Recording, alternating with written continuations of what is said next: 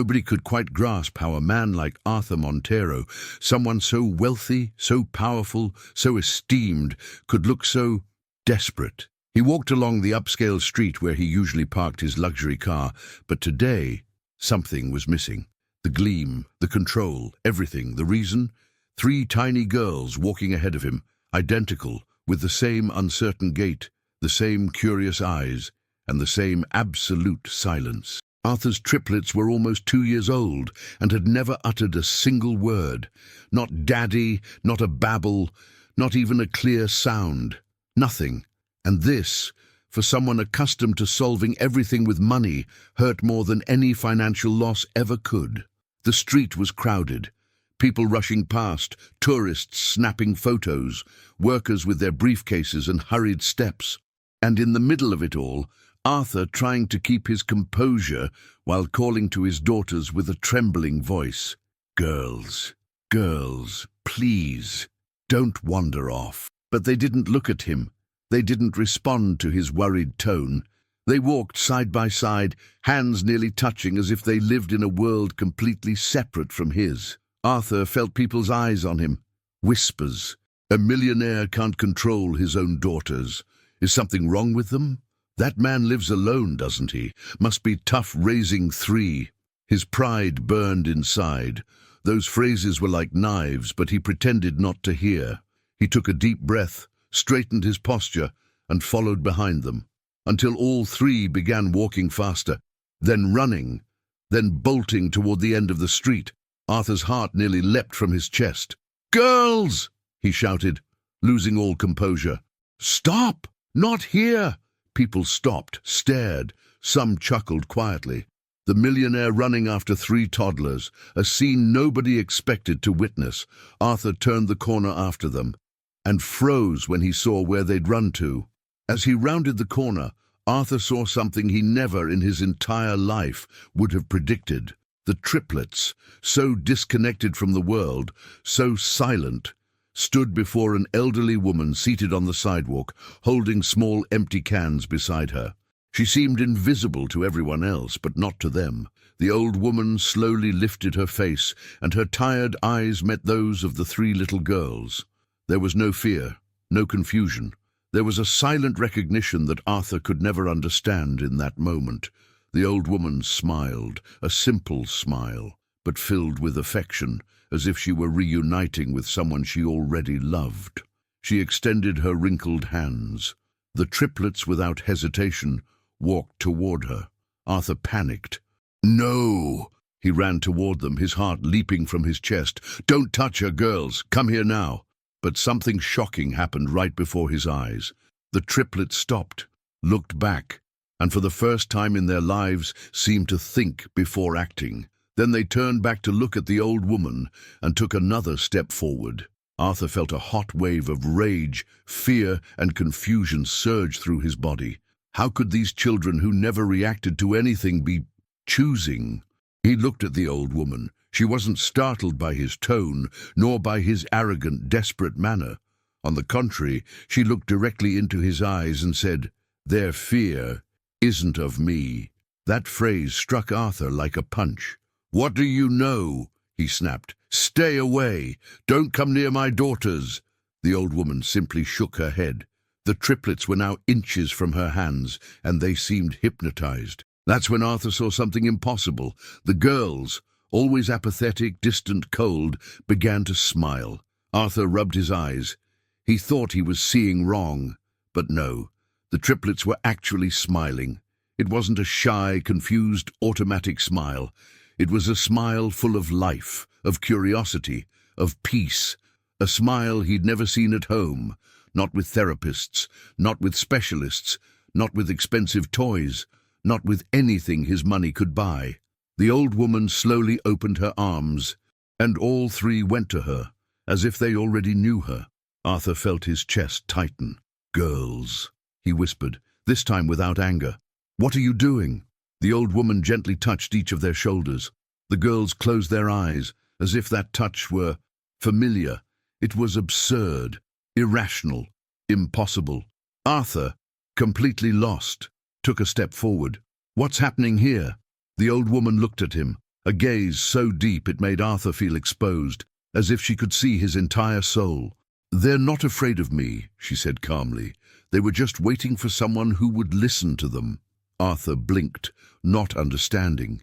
He opened his mouth to respond, but didn't have time. The smallest of the triplets, Lara, raised her little hand toward the old woman and tried to speak. Her throat strained, her face turned red, her lips moved, but no sound came out. It was the closest thing to verbal communication she'd ever attempted in her entire life. Arthur nearly fell to his knees. The old woman smiled and said a phrase that made Arthur's spine chill. "They remember me." Arthur's eyes widened. "What do you mean, remember?" He took a step forward, breathing deeply. "My daughters have never seen you in their lives." The old woman tilted her head, like someone hearing more than words.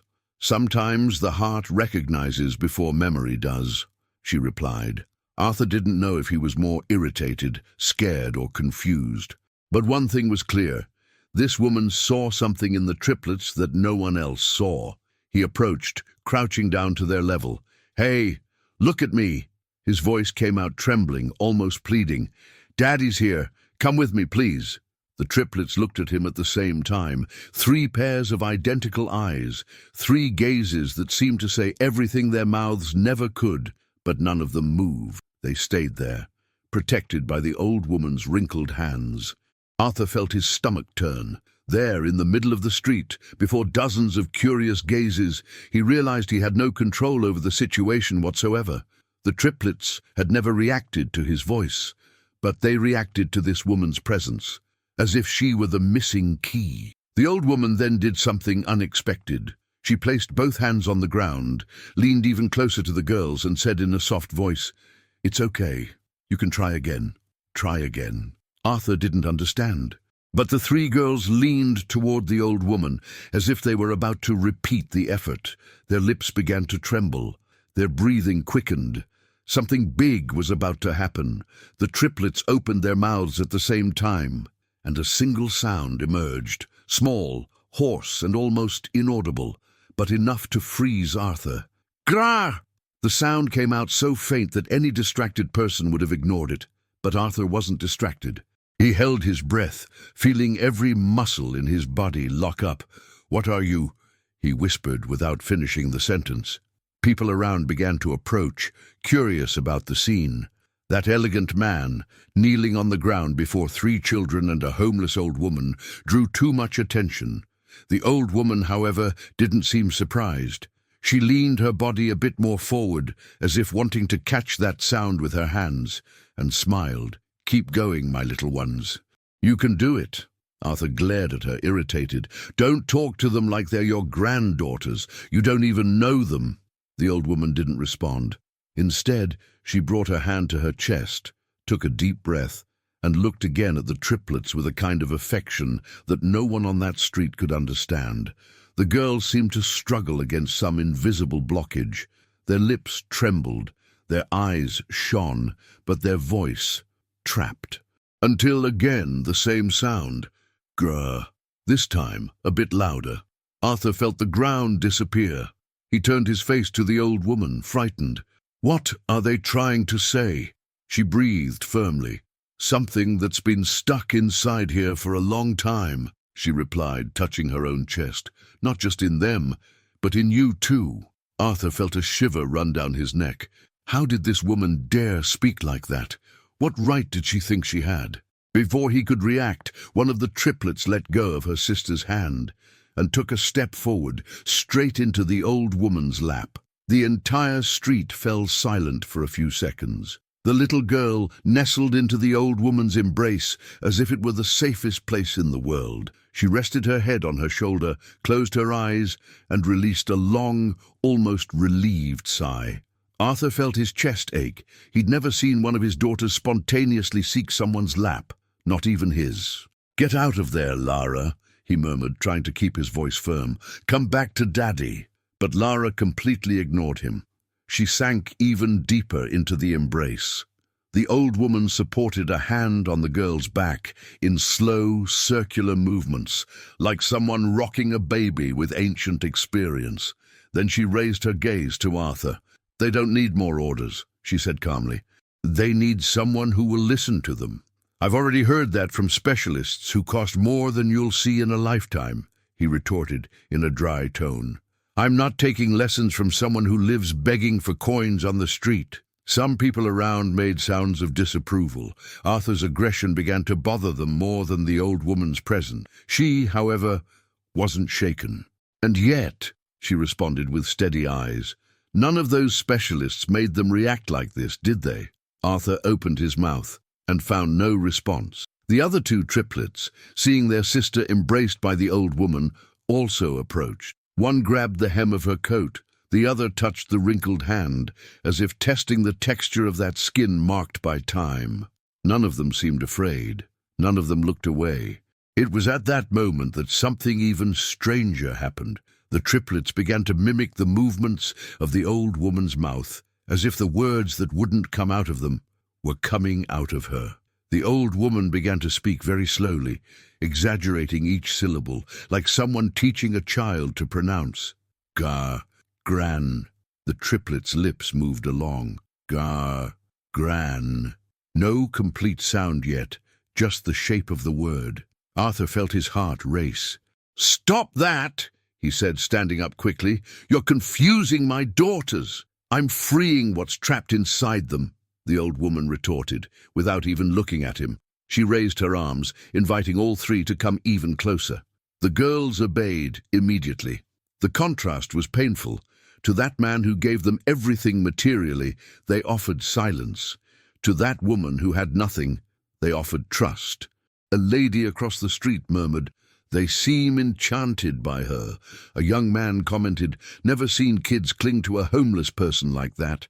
The comments began to bother Arthur even more. He felt authority slipping through his fingers like dry sand. He was used to rooms where everyone fell silent when he entered, but there on that sidewalk, no one seemed to fear him. The old woman then asked for something unexpected. "Sit down," Arthur frowned. "Excuse me." "Sit down on the ground," she repeated. "Next to them, however you are, without worrying about who's watching." He laughed, incredulous. "I'm Arthur Montero. I'm not going to sit on the street like a father," she completed, cutting the sentence in half. The silence that formed after that question seemed heavier than any shout. Arthur felt his face burn. He wanted to leave, grab his daughters by force, get in the car, and erase that scene from memory. But he couldn't move, because deep down, he knew that if he left, he'd be fleeing from the first time something truly different had happened in those children's lives. With a dry throat and wounded pride, Arthur made a decision he never imagined making. He looked at the people around, took a deep breath, and began to lower himself. When Arthur's knees touched the ground, a murmur swept through the small, improvised audience. It was like watching a king descend from his throne to sit in the dirt beside his subjects. He placed his hands down, trying not to touch too much, as if he could maintain some dignity even in that position. But the triplets didn't care about that. They immediately approached him, and for the first time in a long while, it wasn't out of fear that he'd pull them back. It was by choice. One of them pressed her forehead against his. Another grabbed his suit, crumpling the expensive fabric with her small fingers. The third stayed in the middle, divided between her father and the old woman, looking from one to the other, as if trying to join two worlds. The old woman observed everything in silence, with a different gleam in her eye. Then she spoke. "Now don't say anything, just stay here. Let them feel." Arthur closed his eyes for an instant. The noise of the street became distant. Only 3 small, rapid breaths remained around him. That's when he noticed something he'd never seen before. The triplets were trembling, not from cold, not from fear of the old woman, but from some deep anxiety he'd never stopped to see, too busy trying to fix everything with checks and exams. The old woman placed one hand on his shoulder and another on one of the girls' heads. "They carry the silence you left behind," she murmured. "And today, it seems they've decided to return it." Arthur stared at her, confused, almost offended. "What are you talking about? What silence?" The old woman took a deep breath. She looked at the triplets, then at him. "The silence from the day their mother passed," she said, "and from the day you decided never to talk about it again." The old woman's words echoed in Arthur's head like thunder that wouldn't fade. The silence from the day their mother passed. "And from the day you decided never to talk about it again." Arthur felt his chest sink. That phrase pushed through a door he himself had locked years ago. A door without a key, without light, without courage. The triplets, however, seemed to hear something beyond what he heard. The smallest one touched her father's face, almost as if wanting to confirm the truth he'd always hidden. The old woman adjusted herself, maintaining the calm posture of someone in control of a boat crossing a silent storm. "Children feel what goes unsaid," she explained. "They learn to stay quiet because you went quiet first." Arthur looked away. It seemed impossible that someone living among empty cans could understand such a powerful man better than he understood himself. "You don't know anything about me," he murmured defensively. "I know what I see," she replied gently. "And what I see are three little souls trying to carry pain that doesn't belong to them." The triplets moved even closer, as if seeking answers in that conversation they barely understood. It was then that the old woman did something unexpected. She clapped her hands lightly, creating a simple rhythm, and the triplets reacted as if they recognized that music. Arthur frowned immediately. The old woman clapped again. 1, 2, 3, pause. 1, 2, 3, pause. And the triplets, the same girls who never reacted to sounds, therapies, or toys, began to sway their bodies to the same rhythm, synchronized, focused, as if that beat were an ancient language that only they and this woman understood. Arthur's eyes widened. "What is this?" he asked, almost whispering. "It's memory," she replied. "They know this tempo." Arthur went pale. That rhythm, that repeated cadence.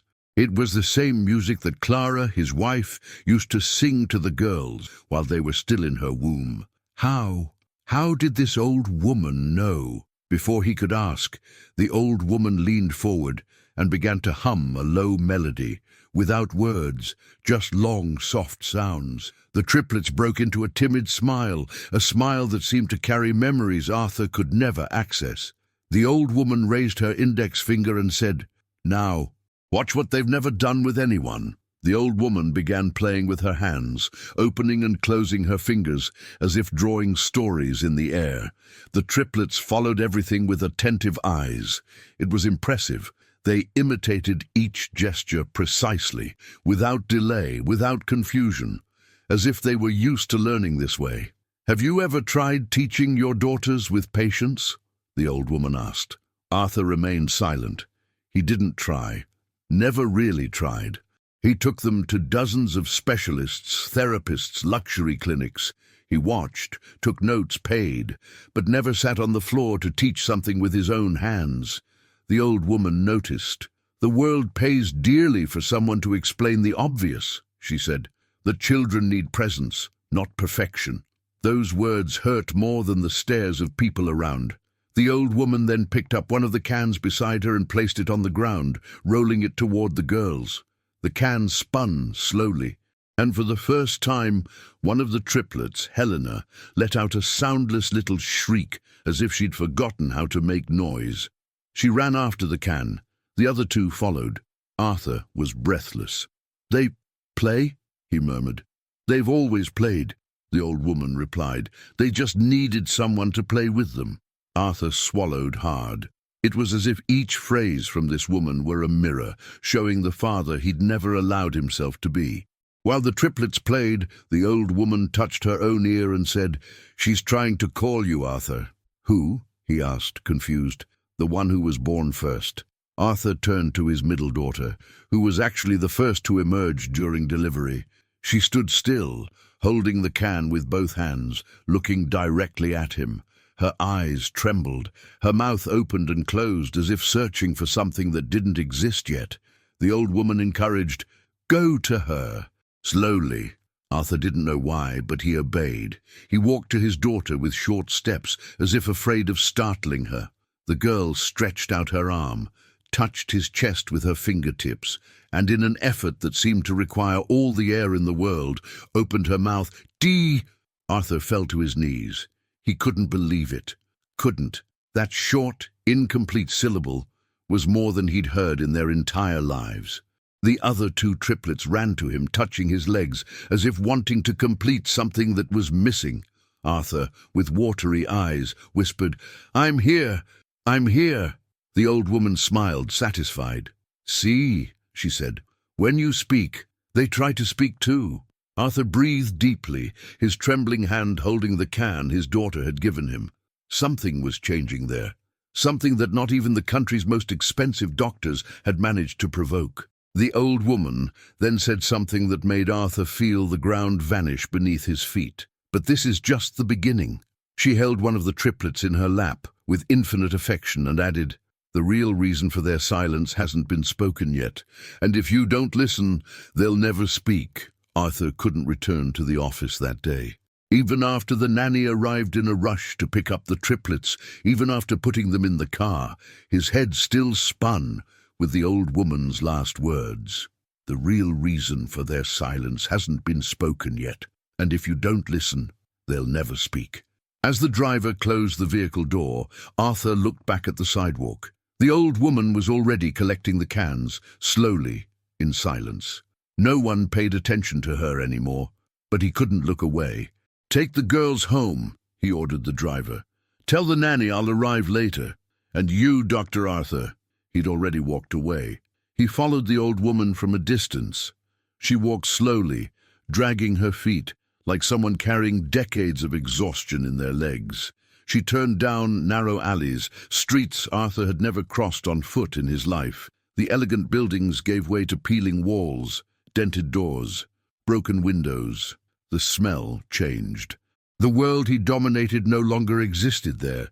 For a second, Arthur thought about turning back. What was he doing following a stranger? But something inside him insisted, if you turn your back now, you go home with the same silence. He continued. The old woman stopped at a corner of wall, near an abandoned metal door. There, in the gap between two buildings, was a piece of folded cardboard, a thin blanket, and a bag with few clothes. She sat down there like someone returning home. Arthur felt his stomach churn. Before he could think of what to say, she spoke without looking at him. "Are you going to keep following me or finally ask what you want to know, Arthur?" He froze. How do you know my name?" he asked, taking a step forward. The old woman gave a short laugh, without joy. "The world knows who you are," she replied. "Just because I live down here doesn't mean I'm blind." Arthur looked around. Nobody paid attention to the two of them. It was as if they were invisible. He took a deep breath. "Who are you?" he asked, harder than he intended. This time she lifted her face. Her eyes, despite the wrinkles, had a firm, almost proud gleam. "My name is Estella," he repeated quietly. "Estella." She pointed to the ground next to the cardboard. "If you want to listen, sit down.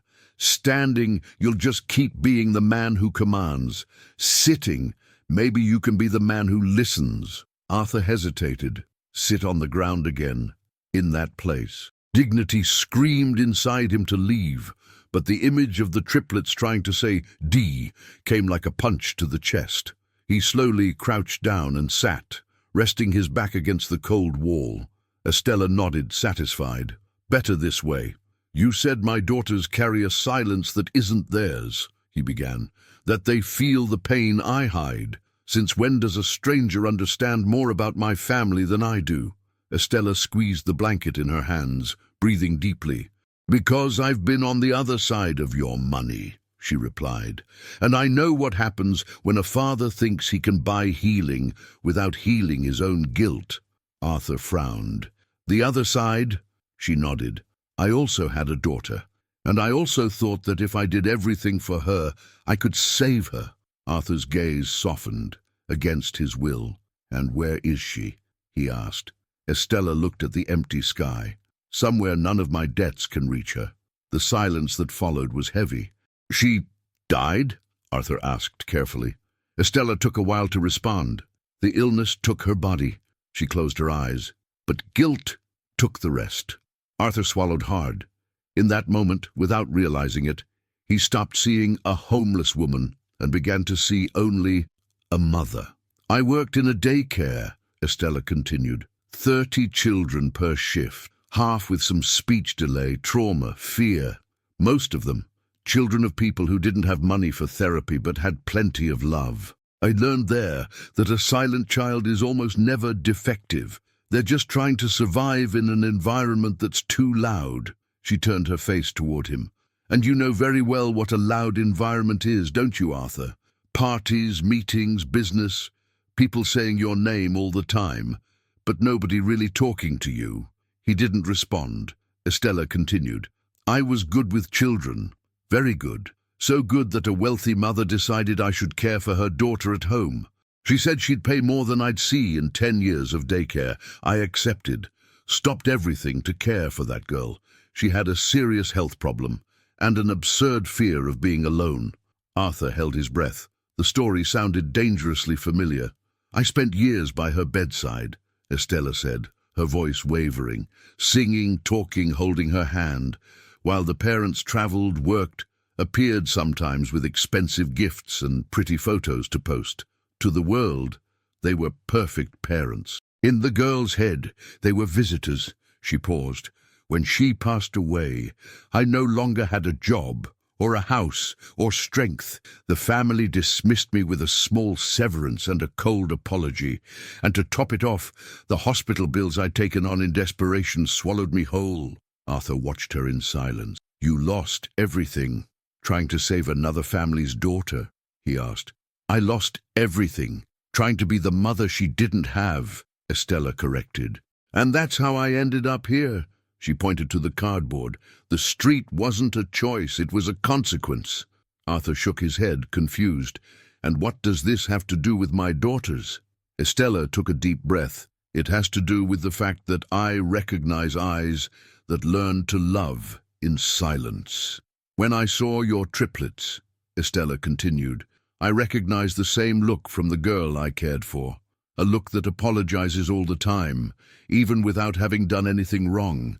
A look that asks, in silence, 'If I stay very quiet, will you stay with me?'" Arthur felt his chest tighten. She was talking about the triplets, but seemed to also be talking about him. "Your daughters aren't mute, Arthur," Estella stated. "They silence themselves. It's different. But the doctors said that there's nothing seriously wrong with their hearing, brain, or structure?" She interrupted. "Of course they said that, because clinically they're fine.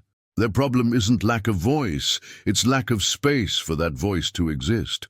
Arthur took a deep breath, closing his eyes for a second. Images came like flashes, him handing the girls to nannies, therapists, nurses, him fleeing home whenever some memory of his wife crushed him locking himself in the office to work more, while they learned that his presence hurt. Estella noticed the change in his face. "You love them, I know," she said gently. "But love doesn't stop anyone from hurting, especially when we don't first heal what we carry inside." She tilted her head. "Tell me something, Arthur." Her voice lowered. "On the day Clara passed away," she stopped, as if choosing her words carefully. Arthur went rigid. "What did you tell the girls when you came home with empty arms?" He didn't respond. His silence was so intense it almost became sound. Estella raised her eyebrows with sadness in her eyes. "Or rather," she continued, "what did you choose not to say? Because, to this day, they're still waiting for that conversation." Arthur took a few seconds to be able to breathe again. Estella's words seemed to have ripped the ground out from under him. "To this day, they're still waiting for that conversation." He ran his hand over his face, trying to regain composure. But there in that street corner, leaning against a dirty wall, there was no more suit, expensive watch, or powerful surname. There was only a man, cornered by his own silence. He began, his voice failing. "I didn't know what to say." Estella didn't respond. She just waited. "When Clara died," he continued, swallowing hard, I left the hospital with 3 newborns in my arms, and the feeling that each of them had stolen a piece of her from me. The words hurt even to hear. "I know it's unfair," he murmured. "I know it's cruel, but that's what I felt. I couldn't look at them without remembering her face, her body, her last breath." He rested his elbows on his knees, his head almost between his hands. "So I did the only thing I thought would keep me standing. I started working like crazy. I let nannies, nurses, professionals take over. I paid for everything, paid for the best, and convinced myself that this was love." Estella closed her eyes for a moment, like someone recognizing an old mistake repeated in another body. "But love that doesn't show itself," she said quietly, "becomes a ghost. And it was that ghost that moved in with your daughters." Arthur breathed deeply, with difficulty. "I didn't talk about Clara at home," he confessed. "I forbade anyone from mentioning her name. I removed photos, objects, everything. I thought if I erased the traces, I'd erase the pain." He let out a short, bitter laugh. "Or maybe I just wanted to erase the memory that I couldn't save her." Estella watched him attentively. There was no judgment in her eyes. There was recognition. The girls grew up in an environment where the biggest story of their lives was forbidden, she explained. The mother they never met existed in everything, but in no words. She leaned her body slightly forward. "Imagine what that's like in a child's head, Arthur. They feel there's a missing piece, but every time they try to reach that piece, they find silence. What do? They learn to be silence too." Arthur closed his eyes. Memories began to invade. Nights when the triplets cried and he sent the nanny in. Birthdays when he showed up with expensive gifts, took quick photos, and disappeared into a meeting. Moments when one of them touched his face, and he pulled back without realizing. "I was afraid," he finally admitted. "Afraid to get attached and lose again. Afraid to look at them and crumble. So I chose not to feel, not to look, not to listen." Estella agreed with a slight nod of her head. "And they felt it from day one." "You think they don't speak because they can't," Estella continued. "But deep inside they learn something else. If I stay quiet, maybe Daddy won't leave." The words hit too deep. Arthur clenched his hands tightly. It was as if suddenly everything made sense. It wasn't a strange diagnosis. It wasn't a manufacturing defect. It wasn't a genetic flaw. It was consequence. "I did this to them," he murmured, almost voiceless. "You did this to yourself first," Estella corrected. "You locked yourself inside your own guilt and threw away the key. They just grew up inside the same house, breathing the same air." He remembered how many times he'd entered the house, heard the girls crying, and pretended it wasn't his concern.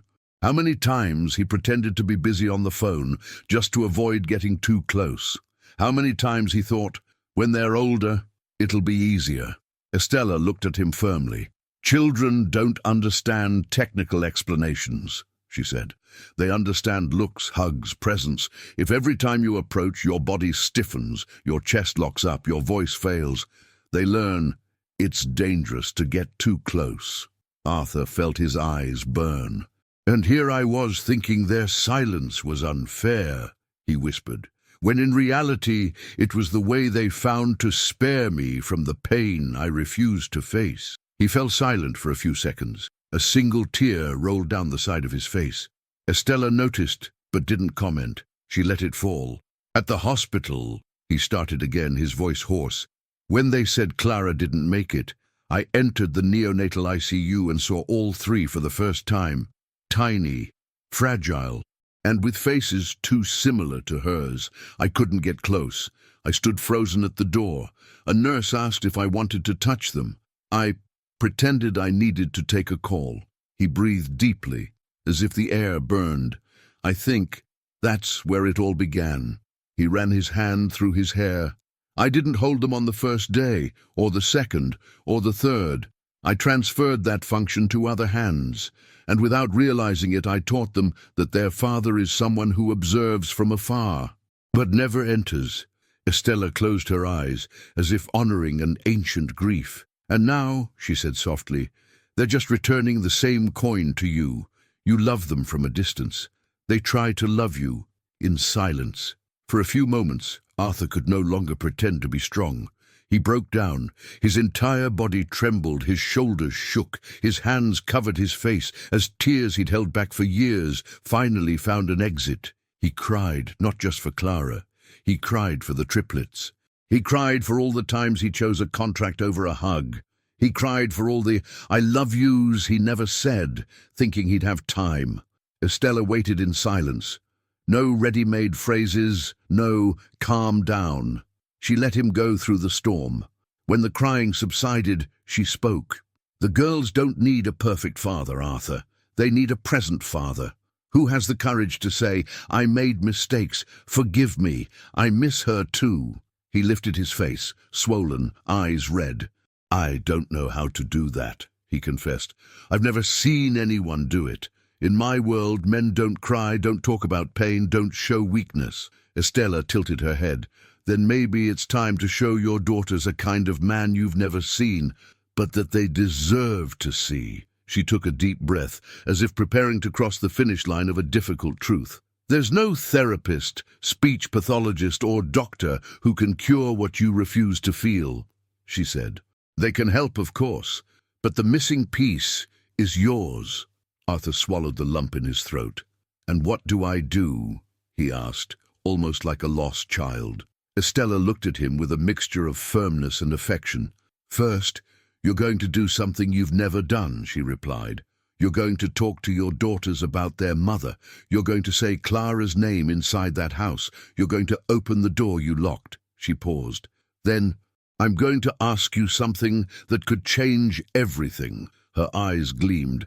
"But if you refuse, you could lose more than you've already lost." Arthur felt his spine chill. The way Estella said, "You could lose more than you've already lost," seemed to carry a weight that went far beyond advice. It seemed like a warning. It seemed like prophecy. "What do you mean by that?" he asked, trying to keep his voice steady. Estella adjusted herself on the cardboard with the calm of someone who's in no rush, but carries too much knowledge to waste words. "Your contracts, your image, your fortune, none of that matters now," she replied.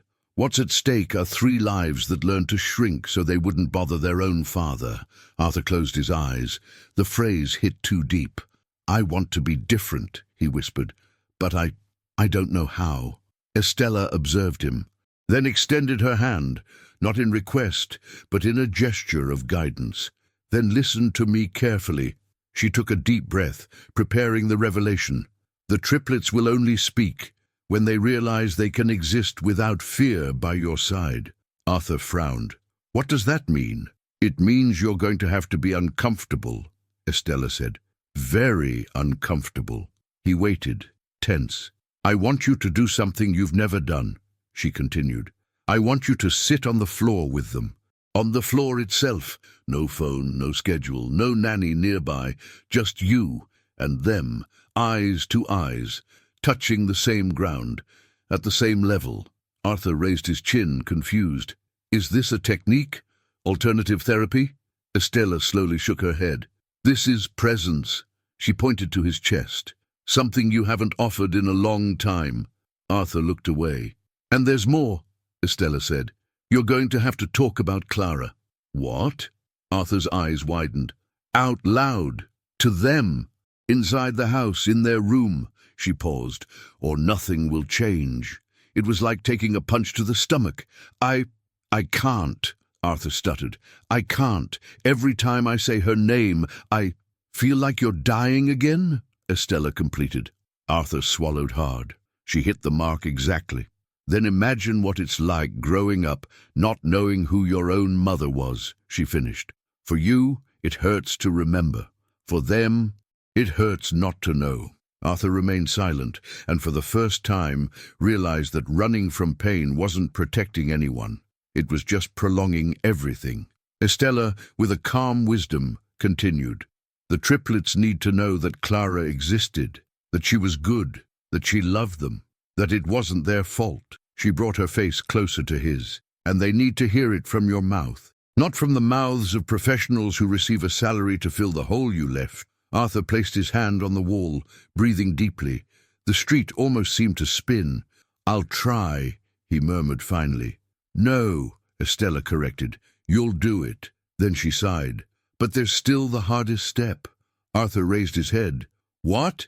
"You're going to have to let them see you weak," Estella said. "Cry, tremble, fail, and stay there." She pointed to his chest. "Because nobody follows someone made of stone. Children follow those who bleed, but continue." The phrase dismantled him. His entire life he'd heard the opposite. Men don't cry. Men protect. Men are walls. And now, a lady who slept on the street was saying that to be a father, he needed to be human. Arthur rested his arms on his knees, looking at the ground, while memories from the past came like waves breaking too fast. "They're afraid of losing me," he said in a thin voice. "They're afraid of not having you," Estella corrected. "And when a child fears losing what little they have, they cling to silence so they won't make too much noise." Arthur closed his eyes tightly. "So what do I do when I'm with them?" he asked, trying to keep his voice firm. Estella smiled for the first time since he'd met her. "Nothing," he frowned. "Nothing, nothing," she repeated. "Don't correct, don't lead, don't demand, just be." She made a wide gesture with her hands. "They'll speak when their soul feels that sound is safe, not when their head says it's time." Arthur took a deep breath. The air seemed heavier. "And when should I do this?" "Today," Estella replied without hesitation. "Before the day ends." Arthur swallowed hard. As difficult as it was, he knew he had no choice. Not because Estella commanded it, but because for the first time in his life, his daughters had shown willingness to reach him. If he didn't reach them now, maybe he never could. "But before," Estella said, holding his arm, "I need to warn you about something." Arthur turned his face, apprehensive. Her gaze became serious. "When they speak, the first sentence won't be easy to hear." Arthur felt a shiver run up his spine. "What do you mean by that?" Estella took a deep breath, as if hesitating for the first time in that conversation. "Children don't lie about what they feel," she said, "and they carry years of swallowed things." She touched her own chest. "When their voice opens, everything will come out at once. An entire pain, an entire truth." Arthur clenched his hand into a fist, tense. I can listen," he said with difficulty. "You can," Estella agreed. "But you need to be ready not to run." She looked deep into his eyes. "Because they're going to tell you the truth you've spent years fleeing from." Arthur swallowed hard. Suddenly, all the power he had in the world, money, positions, influence, seemed useless before the simple fact that 3 little girls were about to reveal to him what he'd never had the courage to face. I need to go to them," he murmured. Estella nodded. "And I need to rest a bit," she replied, breathing deeply. "But I'll be nearby." She slowly closed her eyes. "When they speak, you'll know where to find me." Arthur stood up. He looked at the old woman, that woman who, with nothing, gave him more answers than any high-level specialist. "Thank you," he said, almost breathless. Estella opened a slight smile. "Don't thank me now." She made a gentle gesture with her hand. "Thank me when you hear their voices." And she added, "and when you have the courage to listen to what they carry inside." Arthur took a few steps back. But before turning to leave, Estella launched her last phrase. "Prepare yourself, Arthur." She placed her hand on her chest. "Because their first word isn't what you're expecting." Arthur returned home with his heart beating so hard it seemed to want to escape from his chest. The mansion was silent, as always. Clean, measured, organized silence.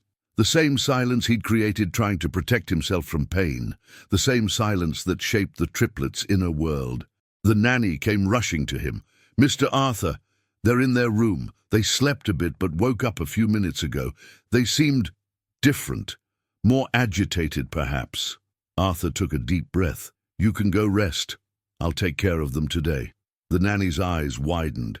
It was the first time she'd heard that in 2 years.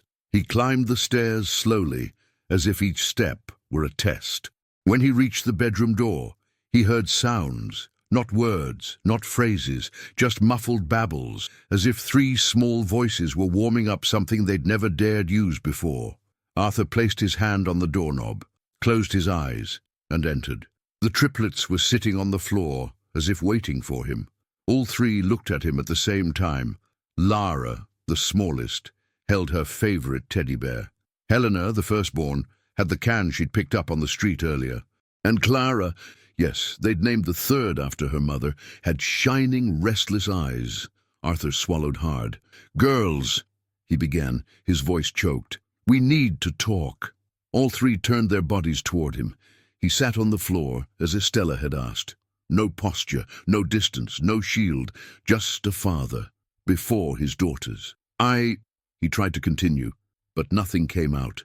That's when something unexpected happened. The first to approach was Helena. She crawled slowly toward him, holding the can that had rolled on the sidewalk hours before. She placed the object in her father's lap, touched his face, and whispered, "Duh." Arthur nearly collapsed. The sound was soft, hoarse, incomplete, but it was a word. It was voice. It was life. And then Clara, the third triplet, opened her mouth and said the phrase that destroyed him inside, pain. The word came small but clear, a breath of air that became a blow, a plea that became truth. Arthur brought his hands to his face, stunned. "Pain," he repeated, trying to understand. "Why, my love?" Clara touched his chest. 1, 2, 3 touches, always repeating the gesture identically. Arthur understood before she even tried again. She pressed her forehead against his and spoke, "Yours." Her voice seemed to hurt to come out, but it came out. Arthur's legs lost strength. They weren't saying they felt pain. They were saying they felt his. Their silence was the perfect reflection of the pain he'd kept. All three approached their father, as if the entire world were compressed there. Him kneeling on the floor, and them trying to curl up against his chest to fix everything they never understood, but always felt. Lara leaned against his chest. Helena placed the can between them, as if wanting to share a secret. Clara lay on his knee. Arthur cried, this time without hiding.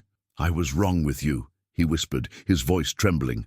"I thought I was protecting when I was pushing away. I thought silence was easier, but it only hurt you." He ran his hand through the girl's hair. "Forgive me. I didn't know how to be a father without her." The triplets hugged him together.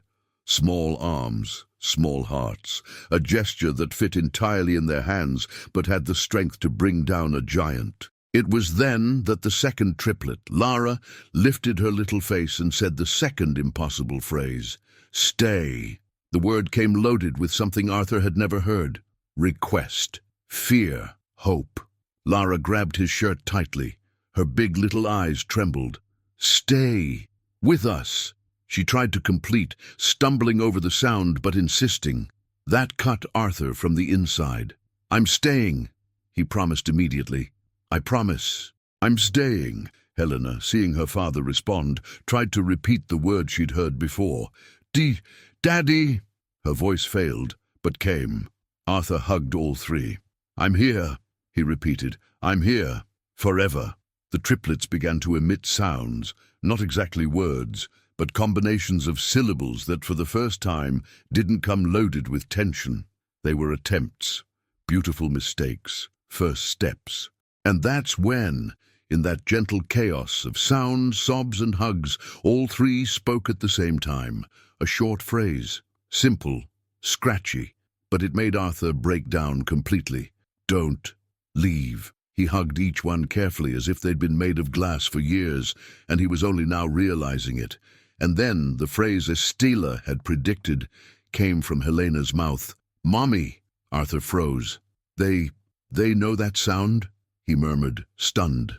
Clara touched his face. "Want her?" Arthur closed his eyes tightly. The pain came back whole. The hospital, the difficult birth, the muffled scream, the dry news. "Mommy," he said, breathing deeply. "Mommy loved you. So much. So very much." The words trembled, but he continued. "She didn't leave because she wanted to. You didn't do anything wrong. Nothing. It's not your fault." The triplets cried softly in silence, but a different silence. A silence of liberation, not imprisonment. "Mommy is here," Arthur completed, pointing to his own chest. Inside here, and he touched each one. Here too. You didn't lose her. She just changed places. The girls nestled into him. The silence that once suffocated, now embraced. Arthur wiped his tears, kissed each one's forehead and said, "You can speak whenever you want." He smiled even with red eyes. "And when you don't want to, that's fine. I'm here." Without running away. The triplets exchanged glances, as if conversing among themselves in a way only identical sisters understand. It was Helena who gathered courage first. She touched her father's chest, then his face, and spoke. "You come back." It was a simple question, but full of years of fear. "I'm never leaving again," he replied. "Never." And then, as if their soul had finally allowed it, as if the sound had been kept for 2 years and now found an exit, all three said together, "Daddy." Arthur brought his hand to his mouth, completely overcome. The instant he heard the word he'd waited years for, something inside him said, "Estella needs to know." He picked up the triplets, one in each arm and the third clinging to his neck, and even stunned, even trembling, even not knowing what would happen. He ran out of the house to find her, without imagining that when he got there, Estella would be lying on the ground. Arthur ran like he hadn't run since adolescence. He ran holding the triplets, one clinging to his neck, another supported in his arm, the third curled against his chest. He ran with his heart racing, mixed between joy and fear. He ran guided by an instinctive certainty. Estella needs to know. She needs to hear from them. She needs to see that it worked. The humble neighborhood appeared ahead. The narrow street, the metal door, the cardboard on the ground. But Estella wasn't sitting. She was fallen, lying on her side, with her hands curled over her chest, breathing faintly. Arthur froze for a second, just one, before racing to her. "Estella!" he shouted, his voice mixed between panic and desperation. "Estella, look at me!" The triplets began to cry, feeling their father's tension. Arthur knelt on the rough cement, placed the girls beside him, and held the old woman's face. "Hey, it's me, Arthur." They spoke. "Can you hear?" They spoke, Estella. They spoke. Her eyes trembled, wanting to open, wanting to respond, and they opened, slowly, heavy, tired. Estella saw him, saw the 3 girls, saw their crying, and smiled. A small smile, but full of pride. "I knew," she murmured, almost voiceless. "I knew they'd kept everything inside." Arthur held her hand. "I'm taking you to the hospital now. I'll call for help. She touched his hand with weak fingers. "Calm," she said with effort. "No need for desperation. I'm tired, that's all." But Arthur knew it wasn't just tiredness. There was something more, something serious. The triplets approached, still crying, trying to touch Estella's face. The old woman stretched out her hand and caressed Clara's hair. "Don't cry, my little ones. It's okay. You found your voice. That's all I wanted to see." Arthur felt his chest tear, and then Helena said quietly, with a weak but clear voice, "Grandma." Estella closed her eyes for a moment, moved. "Ah," she murmured, that word. I waited so long to hear again. Arthur swallowed hard. "Estella," he spoke in a firm tone, "I'm not going to lose you. Not after everything. Stay with me, please." The old woman smiled, tired. "I already stayed, Arthur, and I already fulfilled what I had to do." She turned her face to the triplets. "You were keeping your mother's voice, her love, your father's fear, all inside that little heart, so small, carrying so much." Arthur held her hands more tightly. "You saved them," he said. "You saved my family." Estella squeezed his fingers, as if wanting to transmit something deeper. "It wasn't me, Arthur, it was them. And you too, you finally showed up." Estella's body seemed to become lighter, as if part of her soul were gradually detaching, not in pain, but in rest. Arthur felt fear invading his chest. "Estella, hold on," he pleaded. "I'm going to take you. I'm going to help you. You'll have a house, you'll have a doctor, you'll have everything." She shook her head. "I don't want luxury, Arthur. Never did. I just wanted a place where I wouldn't be a burden." She looked at the 3 girls. "But now, I found that place. The triplets leaned against her arms as if wanting to keep her on earth. And then Lara said the phrase that made Estella cry for the last time. Don't leave. The old woman brought her hand to her face, touching the tears rolling from her aged wrinkles. I'm not leaving, my love, she murmured. Not from you.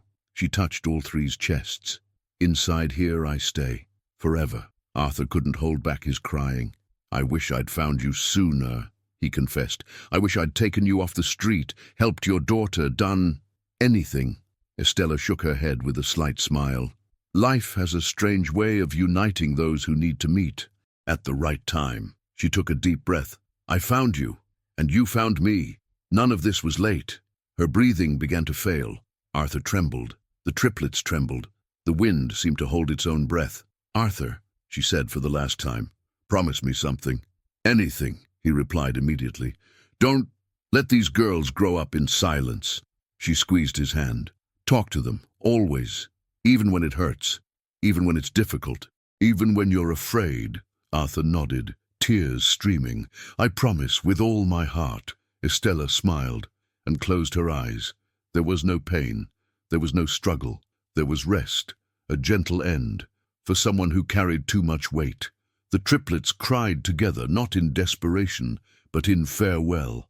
Arthur hugged them, trying to protect them from the world, but knowing that Estella had been the only one capable of protecting them from silence. He took a deep breath and made the decision that would change everything. The next day, Arthur fulfilled the first part of his promise. He bought a small house for Estella, simple, cozy, with flowers in the window and soft light coming in through the morning. He put her name on the documents, registered it as lifetime residence, and beside the house they built a small bench with a plaque. Here sat Estella, who taught 3 girls to speak and a man to listen. The triplets visited the house every day, not because Estella was alive, but because her spirit seemed to live there. They touched the bench, kissed the wood, brought flowers they picked from the garden. Arthur, for his part, transformed his own home. Photos of Clara returned to the walls. The daughters heard stories about their mother every night, and her name was spoken with love, not fear. The triplets spoke little, but they spoke more each day. And whenever one of them said "Daddy," Arthur remembered the woman who gave them the courage to do so. Time passed. All 3 grew strong, talkative, affectionate, and in each of their gestures there was a piece of Estella. On the day they turned 5, Lara, the first to speak, hugged her father and said, "We remember Grandma. She spoke with her heart." Arthur smiled, moved. "She's still speaking," he replied, "and always will." All 3 looked at the small house nearby. The wind swayed the flowers, and in that instant Arthur realized the woman the world ignored was exactly who saved what he loved most. And the story ended not with victory, but with gratitude, a gratitude that echoed in 3 small voices, the voices that one day came from silence.